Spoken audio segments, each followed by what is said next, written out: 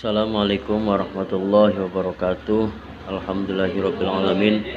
Wassalatu wassalamu ala asyrafil anbiya'i wal mursalin wa ala alihi wa sahbihi ajma'in. Mahasiswa kelas karyawan STIT Pondok Pesantren yang saya hormati, pertemuan mata kuliah selanjutnya pada hari ini yaitu kita akan membahas atau mempelajari tentang sistematika penyusunan proposal atau penelitian kegiatan ataupun kegiatan. Bahwa setiap kegiatan termasuk mahasiswa nanti akan mencapai akhir kuliah, yaitu diwajibkan untuk membuat proposal penelitian. Proposal penelitian ini penting karena kita nanti akan meneliti sebuah kejadian-kejadian yang ada di lapangan. Itu harus ada proposalnya terlebih dahulu sebagai acuan dasar langkah-langkah kemudian pengambilan data yang ada dalam penelitian kita. Langkah-langkah penelitian yang pertama adalah proposal. Proposal merupakan usulan penelitian atau yang sering disebut dengan project statement atau riset. Proposal merupakan rencana penelitian mahasiswa yang hasilnya disusun dalam bentuk skripsi sebagai tugas akhir mahasiswa sebelum memperoleh gelar sarjana dalam sebuah institusi atau perguruan tinggi. Sistematika penyusunan proposal. Dalam proposal itu terdiri dari 3 komponen penting. Yang pertama bagian awal, kemudian yang kedua bagian isi, dan yang terakhir bagian penutup.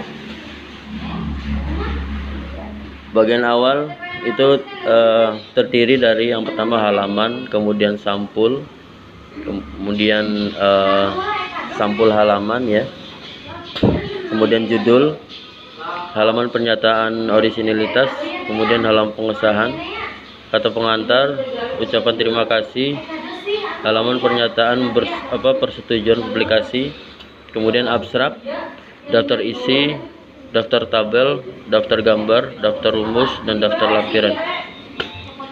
Artinya kita siapkan urutannya ya, yang nantinya kita akan jadikan sebuah skripsi ya. Bagian isi ini terdiri dari bagian isi ini pendahuluannya. Pendahuluan ini terdiri dari yang pertama itu latar belakang masalah.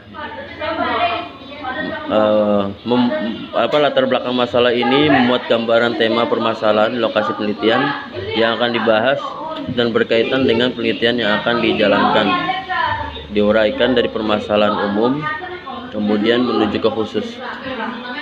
Oleh karena itu diperlukan data studi awal di lokasi tempat penelitian. Ada 4 kriteria latar belakang yang baik. Yang pertama adanya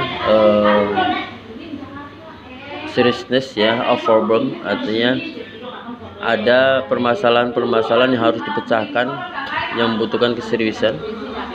Kemudian ada sense of urgency, pentingnya ya, darurat ya, keadaan darurat yang menyebabkan harus adanya solusi kemudian diadakan penelitian. Kemudian political will, adanya manageability. Nah, latar belakang ini juga harus mampu menjawab pertanyaan pengamal memilih topik tersebut. Latar belakang masalah sebelum kita memulai sebuah penelitian itu kita mengadakan observasi awal dulu, observasi pertama ya, yang nantinya itu akan dijadikan data awal dan kita jadikan latar belakang masalah.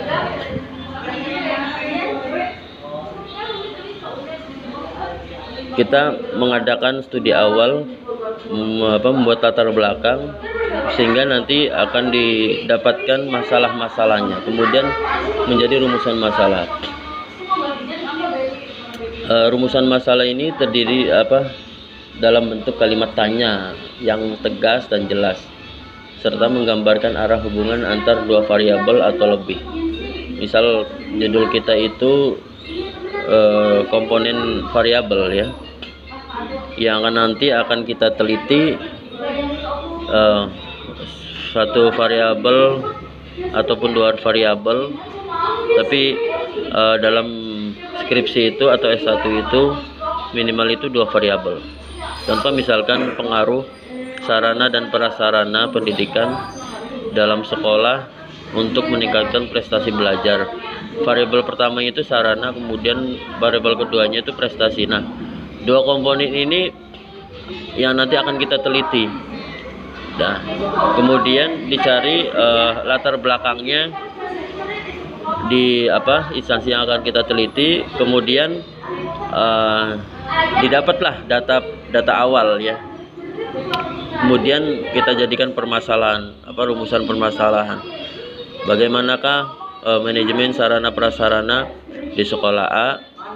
Kemudian yang kedua, aplikasi manajemen sarana prasarana terhadap peningkatan prestasi belajar siswa. Nah, itu rumusan masalah. Menggunakan kata tanya, adakah, apakah, bagaimanakah, dan lain-lain. Pokoknya merujuk kepada pertanyaan saja.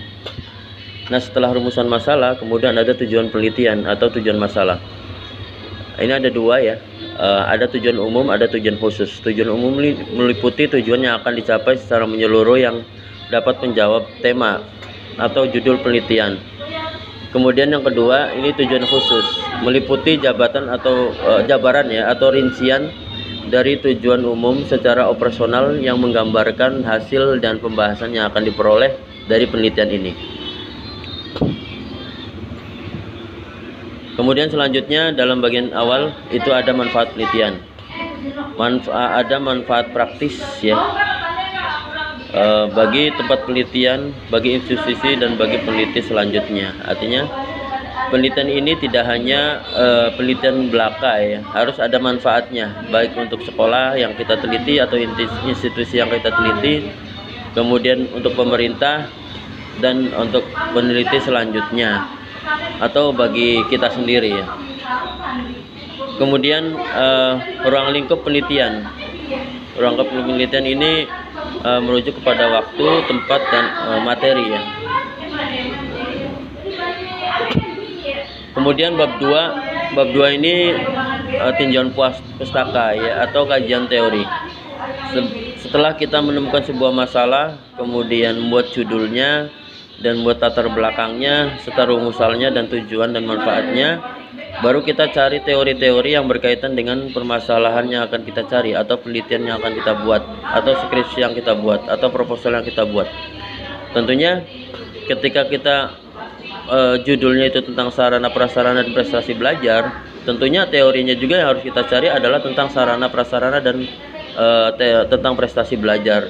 Baik itu kita mencari rujukannya itu dari skripsi orang yang sudah membuatnya, ataupun dari buku ya, dan sebagainya. Jangan sampai kita membuat tinjauan atau kajian pustaka itu di luar dari judul yang kita buat.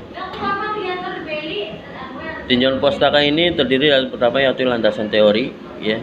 Landasan teori menguraikan kerangka teori yang merujuk pada referensi, jurnal, buku, penelitian sebelumnya, maupun berbagai teori-teori yang ada yang nantinya akan mendasari hasil dan pembahasan secara detail.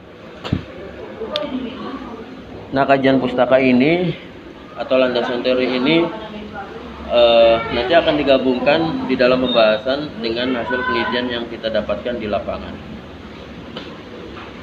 Kemudian kerangka teori ya, disajikan dalam bentuk bagan.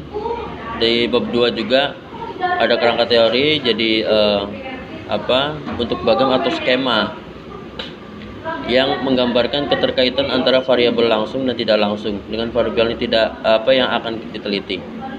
Kerangka teori harus merujuk pada salah satu berbagai teori yang ada dalam landasan teori ya, termasuk dicantumkan nama pengarang dan tahun terbitan bukunya. Kemudian yang ketiga yaitu metode penelitian.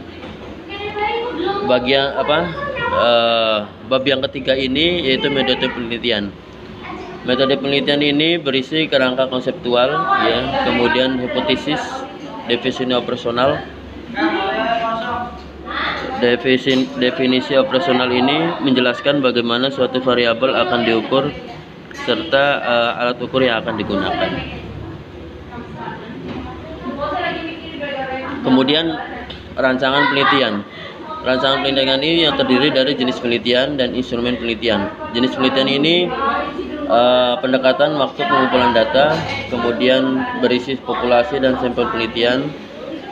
Artinya penelitian ini dilaksanakan pada tanggal sekian, bulan sekian sampai bulan apa. Kemudian jenis penelitian itu menggunakan metode kualitatif ataupun kuantitatif. Kemudian ada instrumen penelitian. Instrumen penelitian ini instrumen-instrumen yang akan kita gunakan atau alat penelitian yang akan kita gunakan di lapangan, ya. Biasanya berupa kuesioner, kemudian checklist, kemudian pedoman observasi dan pedoman wawancara ataupun angket, ya. Tergantung nanti penelitian kita jenis apa gitu. Kemudian dalam bab 3 juga ada teknik pengumpulan dan pengolahan dan analisis data.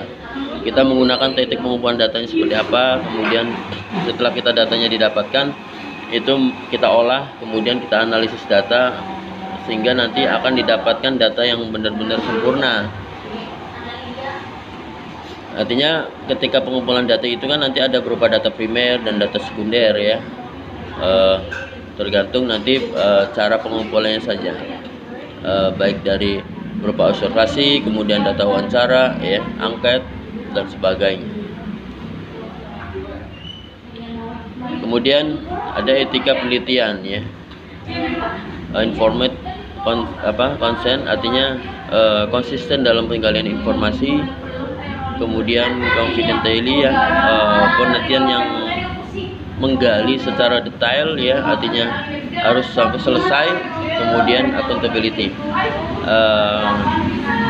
harus akuntabel, ya, dapat dipertanggungjawabkan.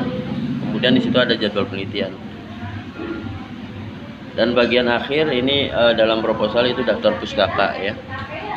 Dalam daftar pustaka ini buku maksimal itu 10 tahun, jurnal ini 5 tahun. Jadi umurnya itu tidak boleh lebih dari 10 tahun, ya, 5 tahun. Berarti kalau misalkan 2021 itu bukunya itu minimal itu tahun 2010 atau 2009, ya, 2010 itu paling lama.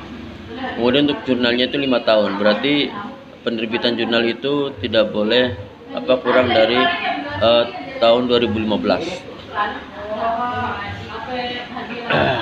Artinya daftar pustaka ini merupakan keterangan atau referensi bacaan yang menjadi bahan skripsi kita dalam penulisan skripsi, ya.